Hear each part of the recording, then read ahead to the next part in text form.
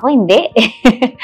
It is not high for me at this moment, but during that year, napakataas nun. Bakit? Kasi kung ano yung rate ko ng SMM ng isang buwan, ay isang gabi ko lang na-earn as a funnel designer. Before, ang usual package ko, $500 to $800, no? As social media manager. Kasama yung mga posts, kasama yung engagement, lahat na yata kasama na, pati meeting. And, nung nagbenta na ako ng funnel design, isang gabi lang, natapos ko yung buong funnel niya, at agad-agad on the same night, I received the same amount. Unang-una kong rate, $500.